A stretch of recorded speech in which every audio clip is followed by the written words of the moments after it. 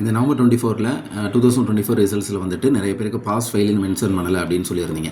ஆனால் நம்ம எவ்வளோ பாஸ் மார்க்குங்கிறத ஏற்கனவே தெளிவாக சொல்லியிருந்தோம். இருந்தாலும் இப்போ அதை நம்ம டீட்டெயிலாக சொல்கிறேன், நோட் பண்ணிக்கோங்க. எல்லா கோர்சஸ்க்கும் பாஸ் மார்க் எவ்வளவு அப்படிங்கிறத சொல்கிறேன். ஏன்னா ரிசல்ட்டில் வந்துட்டு பாஸ் ஃபெயில் வந்துட்டு மென்ஷன் பண்ணியிருக்க மாட்டாங்க. இப்போ ஒரு சாம்பிளுக்கு வந்துட்டு யூஜியில் வந்துட்டு நான் ஒரு ரெஜிஸ்ட்ரேஷன் நம்பர் டைப் பண்ணி கேப்சா டைப் பண்ணி நான் ரிசல்ட்டை நான் காமிக்கிறேன். அந்த மார்க்கை வச்சு நான் கம்பேர் பண்ணி உங்கள் பாஸ் மார்க் வந்துட்டு எப்படிங்கிறத சொல்கிறேன். இந்த மாதிரி நம்ம ரிசல்ட்டு செக் பண்ணதுக்கப்புறம் அதில் இன்டர்னல் உங்களுக்கு கிடையாது. அதனால் எக்ஸ்டர்னல் டோட்டல் எக்ஸாம் இயர் மட்டும் மென்ஷன் பண்ணியிருக்கேன்.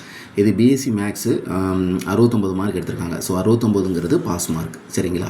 ஸோ இப்போ வந்துட்டு யூஜியில் நான் செமஸ்டர் எல்லா கோர்ஸுக்கும் வந்துட்டு 35 மார்க் பாஸ் மார்க். நீங்கள் யூஜியில் எந்த கோர்ஸாக இருந்தாலும் சரி. அதுக்கப்புறம் பிஜியில் ஆர்ட்ஸ் அண்ட் சயின்ஸ் இந்த மாதிரி எல்லா கோர்ஸாக இருந்தாலும் 50 மார்க், அதாவது 100க்கு 50 மார்க் எடுக்கணும்.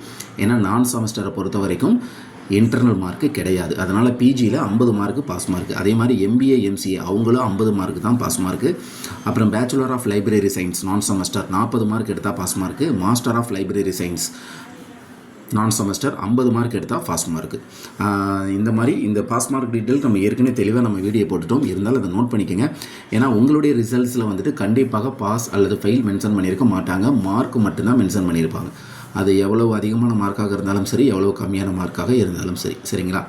இந்த மாதிரி 69, 70 சம்திங் இருந்துச்சுனாலும் நீங்கள் பாஸ் தான். இப்போ நம்ம ஏற்கனவே இதை பாஸ் மார்க் சொல்லிட்டோம். இதை கண்டிப்பாக நோட் பண்ணி வச்சுக்கோங்க. இதை நோட் பண்ணி வச்சுட்டு உங்களுடைய மார்க் எவ்வளோங்கிறத நீங்கள் கம்பேர் பண்ணிக்கோங்க.